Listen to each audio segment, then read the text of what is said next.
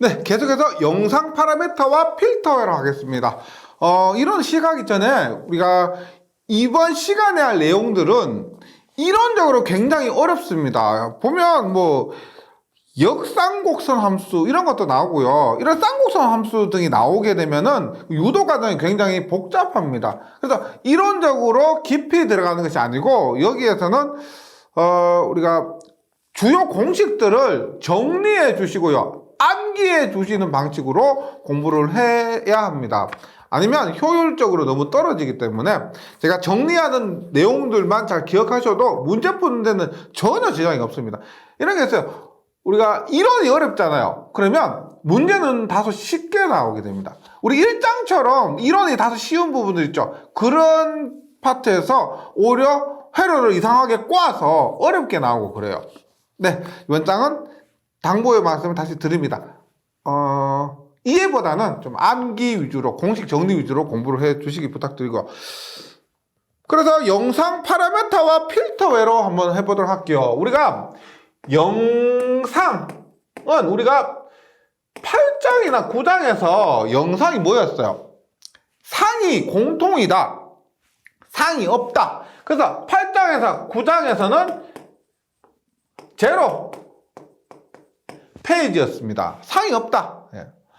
여기서 얘기하는 영상은, 지금 10장에서 얘기하는 영상은 이미지를 얘기하는 이미지. 즉 우리가 거울에 비친 것과 똑같다, 이런 거 보세요.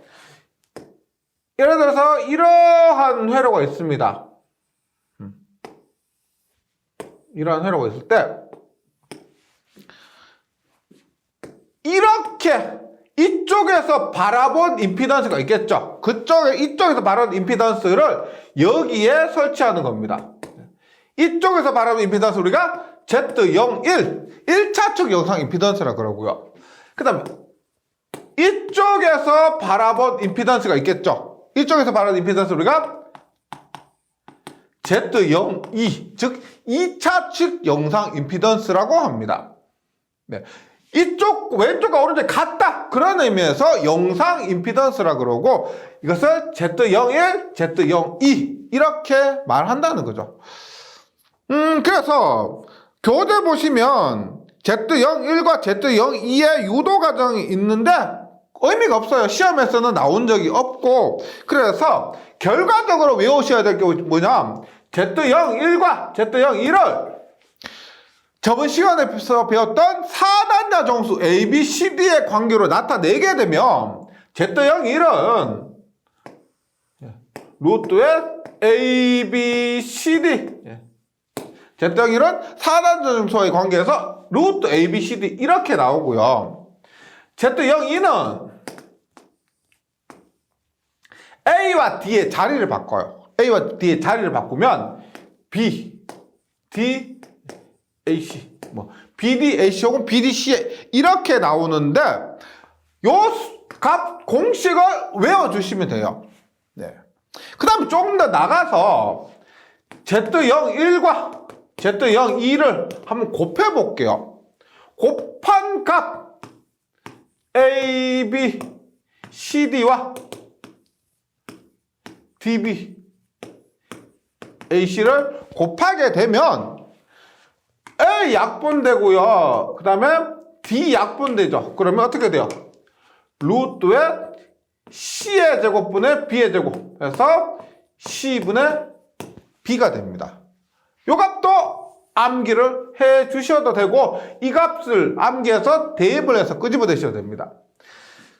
Z02분의 Z01은 똑같이 대입해보면은 뭐가 될까요? 얘는 D분의 A가 돼요. 네. 곱하면은 C분의 B, 나누면은 D분의 A가 된다. 요 수치해서 다 정리를 해주시기 바랍니다. 그 다음에 영상 전달 정수 세타라고 있어요.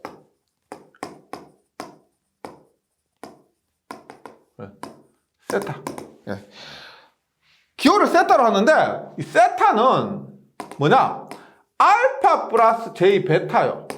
알파 플러스 J 베타고, 알파는 크기에 감쇄. 네. 그래서 크기가 얼마만큼 감소하느냐. 즉, 입력해서 내가 이만큼 보냈는데, 출력해서 얼마만큼 도착했다. 그 크기의 감쇄 비율을 나타내는 것이 이 알파입니다. 크기의 감쇄, 정수. 이렇게 보시면 되고, 베타는 뭐냐. 크기가 아니고, 위상. 위상 정수라 그래요. 위상이 얼마나 변하느냐. 이런 것들을 얘기하는 것이 베타입니다. 그래서 영상 전달 정수 세타를 크기의 정수 플러스 J의 위상의 정수 이런 식으로 나타낼 수가 있는데 이 식을 유도 과정이 다소 복잡한데요. 이것을 우리가 앞에서 Z01과 Z02를 통해서 유도를 한다는 거예요. 네.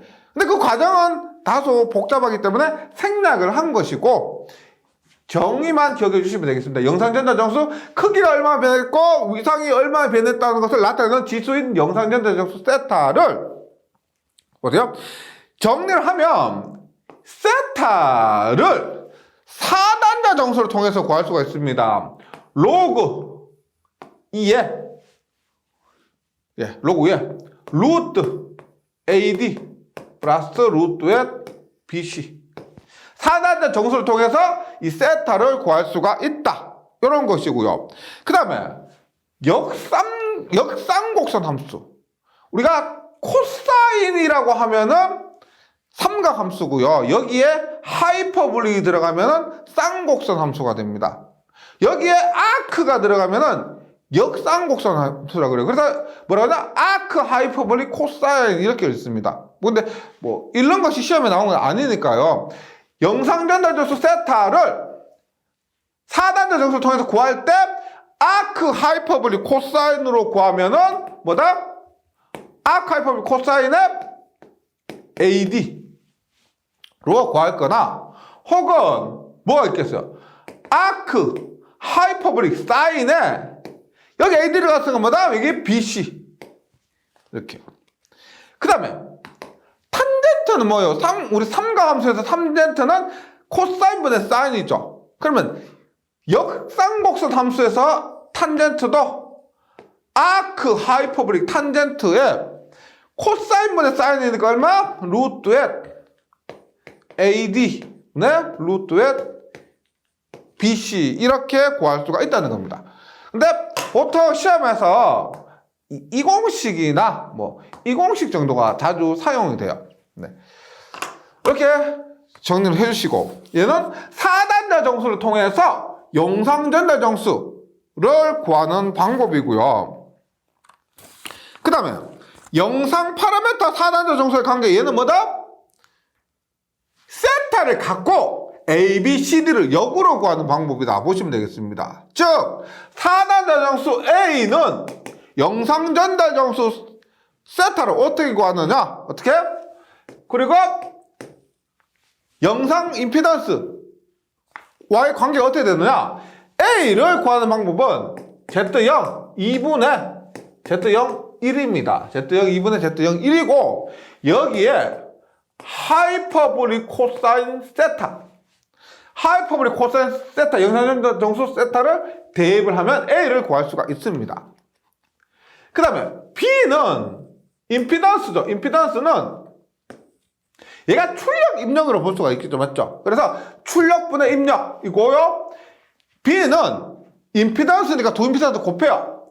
Z0 1 곱하기 Z0 2 임피던스 두 개를 곱하고 나서 여기는 하이퍼볼릭 사인을 곱합니다. 하이퍼볼릭 사인.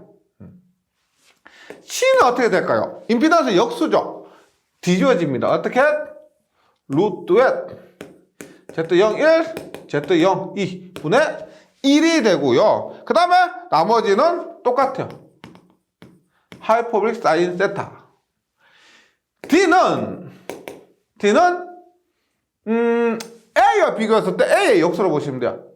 Z0 1분의 Z0 2의 하이퍼볼릭 코사인 세타. 요렇게 구하는데 이 구하는 과정 생략하고요. 이 공식 좀 정리를 해주시면 되는데, 보통 A 값 정도가 자주 나옵니다. 그리고 얘는 나온다고 했을 때 공식을 묻는 문제가 더 자주 나올 거예요. 네. 그 다음에, 네. 필터입니다. 필터를 우리말로 하면 엽하기라고 그래요. 엽하기. 필터 뭐야? 정수기 필터. 정수기에 물에 있는 이물질을 거른다는 의미인데, 전기에서는 필터, 엽하기가 뭐냐면 주파수 대역을 가지고 얘기합니다. 보세요. 예를 들어서 주파수가 이렇게 있습니다. 그러면 얘가 전류라고 해요. 그럼 만약에 이렇게 보세요. 어떤 파역이 지금 이렇게 나온다는 겁니다. 무슨 말이냐면 저역에서 주파수 대역이 저역에서는 낮은 대역에서는 출력이 나오게 되겠죠. 그럼 얘는 뭐다? 저역은 통과하는 필터가 되죠. 낮은 주파수는 출력이 나온다. 출력이 나온다는 것이 이렇게 저역에 통과한다. 고역은 출력이 나오지 않는다. 얘는 차단한다. 이렇게 보시면 되겠습니다. 저역 통과 필터. 그래서 로우, 패스, 필터. 이렇게 또 보셔야 되고요. 로우, 패스, 필터. 그럼 반대로 어떻게 돼요? 고역 통과 필터가 있겠죠. 낮은 주파수에서 출력이 나오지 않다가 높은 주파수에서 주파수가 출력이 나온다. 고역 통과 필터. 이렇게. 그 다음에 이런 거 있죠. 특정 주파수에만 출력이 된다. 우리가 공진회로처럼 특정 주파수만 출력이 나오는 거 있죠. 얘는 이 밴드, 즉 대역 통과, 이 부분만 통과한다는 의미고요. 반대로 이 부분만 차단할 수 있겠죠. 계속 나오다가 이 부분만 출력이 나오지 않을 경우가 있을 겁니다. 이것을 우리가 대역 차단 필터 이렇게 보시면 되겠죠. 대역 차단 혹은 대역 저지라고 할 수도 돼요. 이렇게 되고, 그 다음에 또 정케이형 필터라고 있습니다. 정케이형 필터는 우리가 역L형 회로처럼 여기가 L이고요, 여기가 C일 때 이것을 정케이형 필터라고 합니다. 여기가 L이고 여기가 C예요. 위치가 정해져 있습니다. 이럴 때 조건이 얘가 Z1이고요, 얘가 Z2라고 하면 Z1 곱하기 Z2는 K의 제곱. 네. 어디서 보신 적 있죠? 요거 뭐다? 앞에서 역회로와 동일하게 됩니다. 근데 역회로인데 딱 이런 식으로 구성된 것을 우리가 정케이형 필터 이렇게 얘기를 하고요. 그러면 K는 루트에 Z1, Z2인데 여기에서 Z1이 뭐요? Jω1이고 얘는 Jω C분의 1이니까 얼마? C분의 L의 형태로 된다는 거죠. 정케이형 필터는 이렇게 형태가 LC로 정해져 있을 때를 얘기하고, 이 값도 정해진 값이겠죠. 네. 이렇게 됩니다.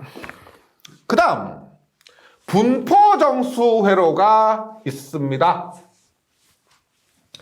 분포정수 회로는 회로 이론보다 전력공학에서 더 많이 나오게 돼요.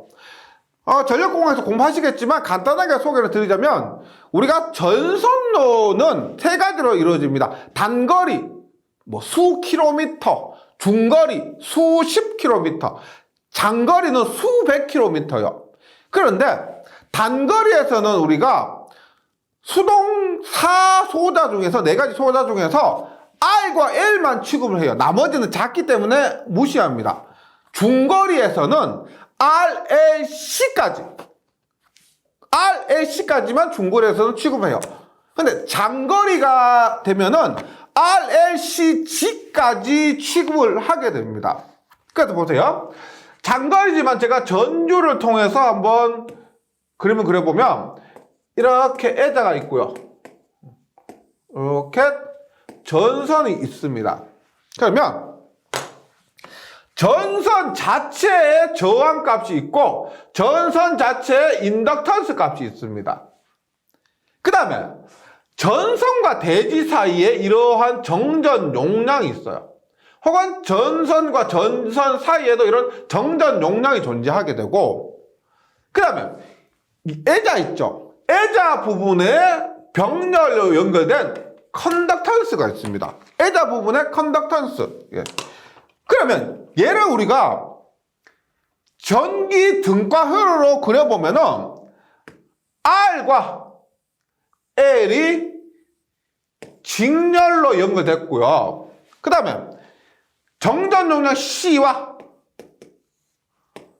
컨덕턴스 G는 이렇게 병렬로 연결되어 있다는 거죠. 그럼 이 부분이 우리가 임피던스고요. 이 부분이 어드미턴스가 됩니다.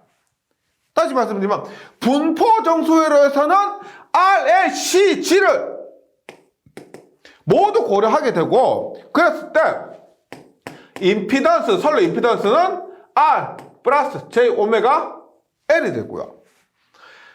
어드미턴스는 뭐가 된다? 이 부분이죠. 컨덕턴스 G 플러스 J 오메가 C, 이렇게 나타낼 수 있는 것이 장거리입니다. 단거리나 중거리에서는 C나 G를 고려하지 않기 때문에 이 부분을 우리가 전체 선로 임피던스를, 전선로 임피던스 이렇게 나타낼 수가 없다는 거고요. 그래서 우리가 장거리 송전선로 선로를 분포정수 회로로 나타내고, 이 분포정수 회로에서 R과 임피던스와 어드미턴스를 이렇게 나타낸다. 예, 그런 개념이에요. 이 부분은 우리가 전력공학에서 다시 한번 공부를 하게 됩니다. 좀 더 꼼꼼하게요. 이렇게 했을 때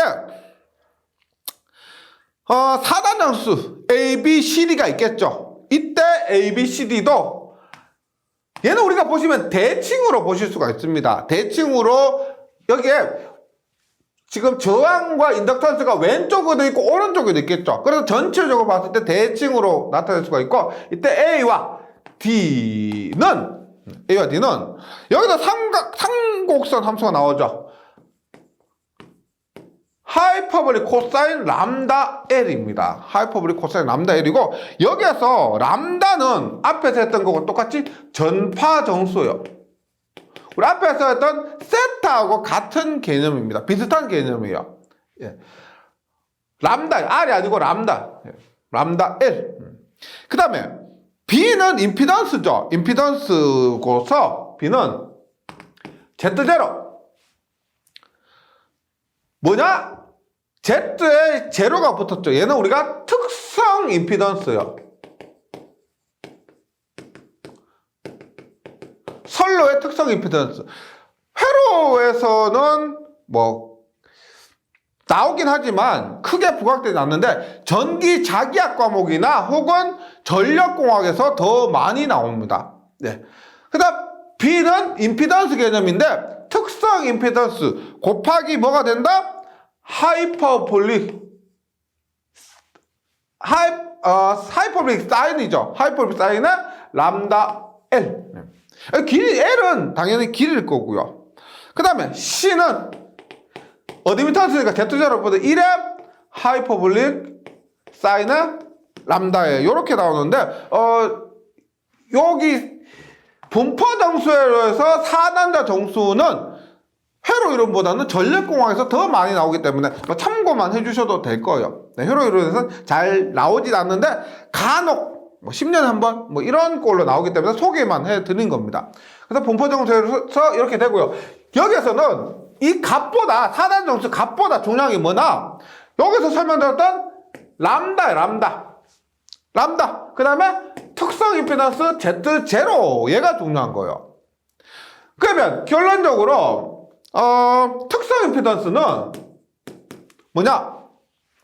우리가 4단 정수를 표현하기 위해서 소개해드렸던 특성 임피던스 Z0는 선로 전체의 어드미턴스 분의 임피던스입니다. 그럼 분포정수회로에서 어떻게 돼요? 어드미턴스는 G 플러스 J 오메가 C. 그러면 R 플러스 J 오메가 L이 되겠죠. 이것이 특성 임피던스입니다. 회로 전체의 전류분의 전압의 비율이면서 선로 전체에서 똑같은 값을 가져요. 그래서 특성 임피던스는 송전선의 길이에 길이와 상관없이 이미에즘 어디서나 항상 일정한 값을 유지하는 전압 전류의 비입니다. 전압과 전류의 비를 특성 임피던스라고, 선로의 임피던스와 어드미턴스가 주어지면 임피던스 어드미턴스 값을 통해서 그 값으로 특성 임피던스를 구할 수가 있다. 그 다음에 감마예요. 감마. 얘는 전파정수라고 합니다. 전파정수는 특성 임피던스는 어드미턴스 분의 임피던스고요. 전파정수는 특성 임피던스 곱하기 어드미턴스요. 그래서 구하게 되면 R 플러스 J 오메가 L G 플러스 J 오메가 C 이렇게 구할 수가 있습니다. 그럼 얘는 앞에서 우리가 세타 했었죠. 그것과 같이 알파 플러스 J 베타로서 나타낼 수가 있고, 알파는 뭐다? 크기의 감쇄 정수요. 크기의 감쇄 정수고, 단위는 네파 퍼 미터입니다. 이 전압을 데시벨로 나타낼 때 그런 개념이에요. 그래서 네파 퍼 메타 이렇게 되고요. 위상 정수 베타는 뭐다? 라디안 퍼 미터입니다. 1m당 위상이 얼마나 변하느냐를 나타내는 것이 베타요. 1m당 위상의 변화 크기. 그래서 무한장 선로에서 단위 길이당 위상이 감소하는 비율을 베타라고 합니다. 앞에서 말씀드린 이것 분포 정수회로에서 4단자 정수보다 제가 특성 임피던스와 이런 감마에 대해서 전파 정수에 대해서 소개해 드리기 위해서 4단자 정수를 말씀드린 거고요. 이것은 굉장히 중요해요. 특성 임피던스와 전파 정수는 이렇게 된다. 그 다음에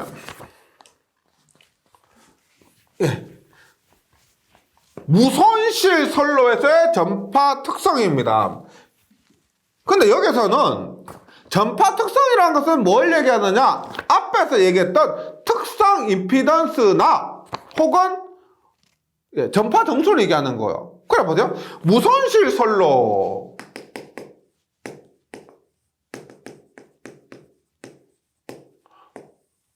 암기해 주셔야 돼요.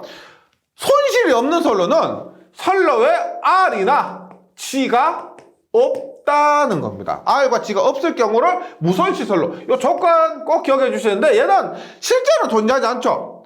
선로의 저항이 혹은 선로의 컨덕턴스가 존재하지 않을 수가 없어요. 근데 얘는 가정을 하는 겁니다. 무손실일 경우 저항과 컨덕턴스가 없다면 어떤 특성을 가지느냐 이런 걸 얘기하는 거예요. 그럼 보세요. 특성 임피던스는 어드미턴스는 임피던스인데 G 플러스 J 오메가 C분의 R 플러스 J 오메가 L이죠. 그러면 R과 G가 없으면 J 오메가 C분의 J 오메가 L이면 J 오메가 약분되니까 이때는 특성 임피던스가 간단하게 루트 C분의 L로 나오게 됩니다. 어렵지 않죠? 네. 무손실 선로에서 조건 R은 G는 0이고요. 그때 특성 임피던스는 루트 C분의 L이다. 네. 물론 기본 공식 어드미턴스분의 임피던스 얘는 있고요. 네. 그 다음에 전파정수 감마는 볼게요. 감마는 이렇게 볼게요. R 플러스 J 오메가 L 곱하기 G 플러스 J 오메가 C에서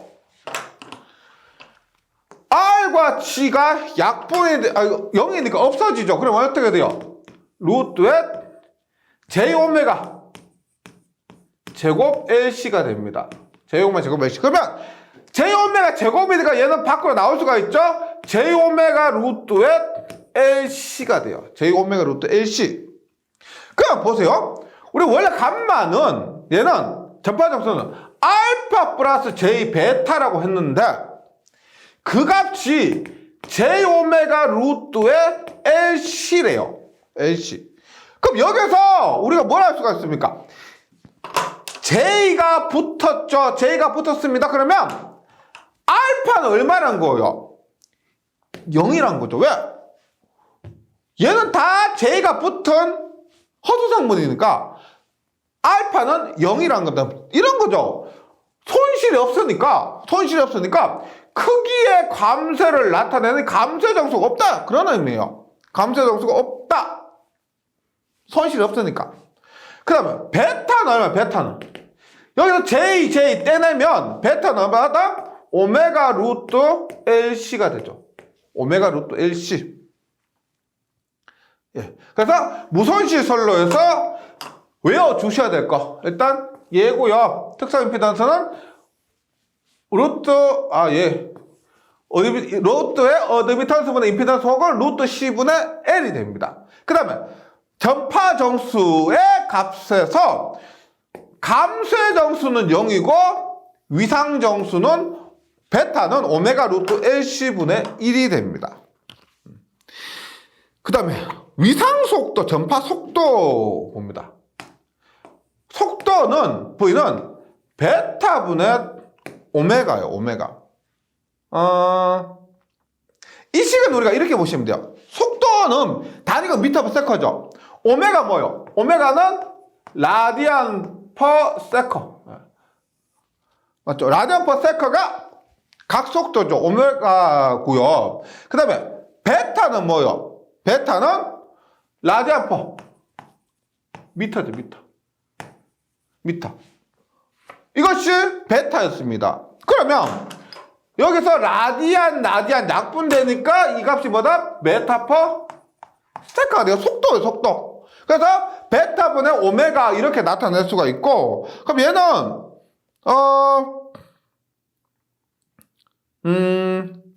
방금 한 것처럼 무손실에서 베타는 어떻게 해요? 오메가 루트의 LC분의 오메가죠. 베타는 오메가 루트 LC분이니까 오메가 루트 LC분 오메가 얼마? 속도는 루트 LC분의 1로 나타낼 수가 있습니다. 속도는요. 네. 그래서 이 속도도 기억을 해주시면 좋겠고, 무손실에서 속도요. 그 다음에 파장 람다요. 람다.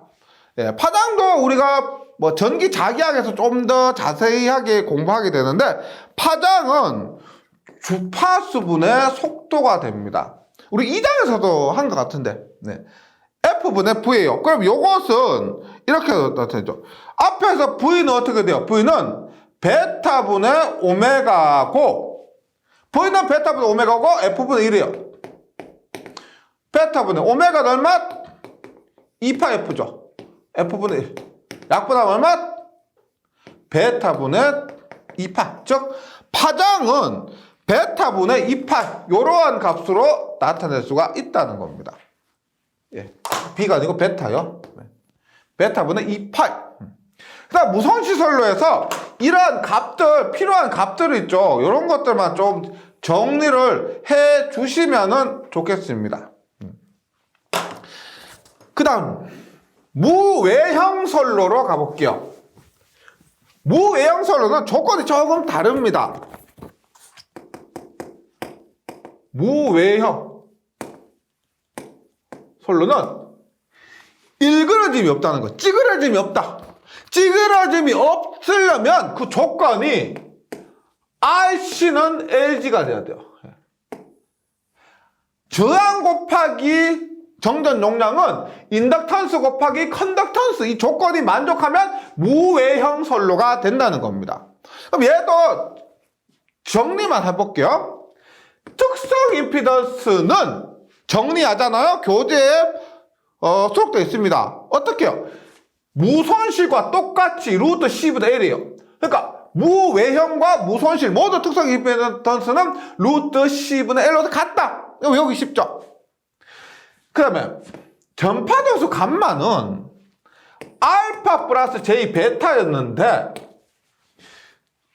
야, 루트 임피던스 곱하기 어드미턴스 대입하잖아요. 그러면 어떻게 나오느냐? 루트 RG 플러스 J의 예. 요 값이 J 오메가 루트의 LC가 나와요. 네. 유도 과정은 생략합니다. 결과만 기억해 주시면 되는데, 그래서 무외형일 때 감소의 정수 알파는 얼마다? 외형이니까 감소에는 있다. 루트의 RG. 무손실일 땐 알파가 없었는데, 감소의 정수 없었는데 무외형에 가니까 이렇게 있다. 베타는 얼마? 오메가 루트 LC 뭐요? 앞에서 무외형일 때와 동일합니다. 무외형일 때와 동일합니다. 그럼 나머지 위상 속도 V도 베타로 구하죠. 따라서 루트의 LC분의 1로서 속도도 동일하고요. 파장도 얼마? 베타분의 2파이로 동일하다고 보시면 되겠어요. 네. 이 베타 값이 무손실이든 무외형이든 같기 때문에 나머지 값은 같습니다. 그래서 다른 건 뭐예요? 무손실과 무외형이 다른 것은 조건이죠, 조건. 요거 하고요. 그 다음에 감소정수 있는 거. 요거 빼고 나머지는 다 동일하다. 그래서 정리하기 그렇게 어렵지는 않으실 거예요. 네. 이렇게 해주시고. 그 다음에 정제파입니다. 네, 이번 장에서 마지막으로 정제파 한번 보도록 할게요. 우리가 예를 들어 선로가 이렇게 있어요. 선로가 오는데 외부에서 뭐 케이블이요. 케이블이고 여기에서 내부로 오면서 전련전선으로 바뀌었습니다. 그러면 이 부분의 임피던스 Z1과 이 부분의 임피던스 Z2가 같지 않겠죠? 같지 않을 겁니다. 이때 우리가 E1이란 전압이 들어온다면 임피던스가 같으면 문제가 안 되는데 임피던스가 다르다 보니까 여기에 일부 E2는 투과를 하고요. 투과를 하고 여기에 E1은 E3 반사를 하게 된다는 겁니다. 임피던스가 같으면 문제가 안 되는데 다르기 때문에 입력된 전체 전압이 일부 투과, 일부는 반사하게 된다. 이럴 때 입력 E1은 계속 들어오는데 반사하고 있죠. 그러면 우리가 물 보세요. 물이 이렇게 흘러요. 물이 이렇게 흐르는데 물이 이렇게 잘 흐르죠. 흐르는 이 부분에서 잘 흐르는데 그러는데 이 부분 보세요. 얘는 우리가 들어가고요. 여기서 막혀서 얘는 반사되는 물 있죠.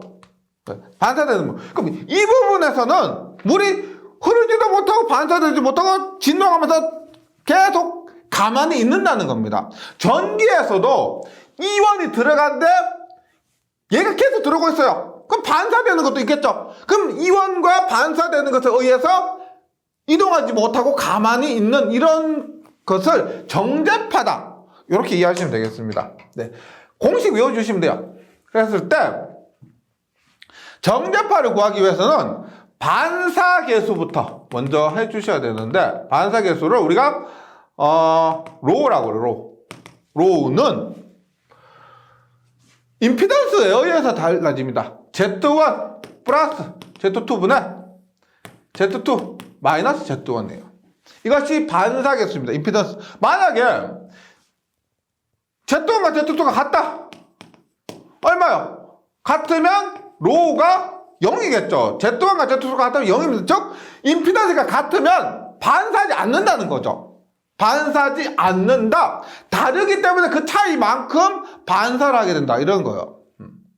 뭐 투과계수도 있습니다. 전력공학 하면 투과계수라고 해서 Z1 플러스 Z2분의 2배 Z2 뭐 이런 식으로 해서 투과 얼마나 투과하느냐 그것도 구하는데 전력공학 시간에 해주시면 되고요. 반사계수로요. 그러면 정제파비는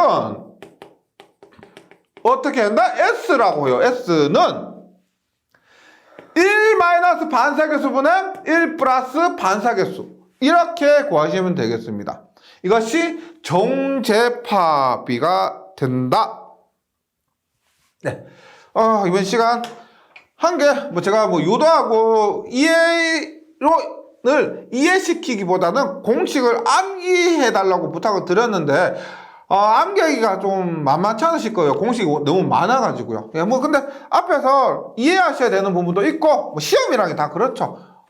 이해해야 될 부분, 암기해야 될 부분. 이런 부분은 무조건 암기해 주셔야 됩니다. 그런데 막연히 암기하시기보다는 그냥 문제풀이 시간에 문제를 풀면서 이렇게 적용하는구나, 이렇게 되는구나 하면서 느끼면서 암기하시면 그렇게 막연히 어렵지 않을 겁니다. 예, 저는 문제풀이 시간에 다시 뵙도록 하겠습니다. 수고하셨습니다.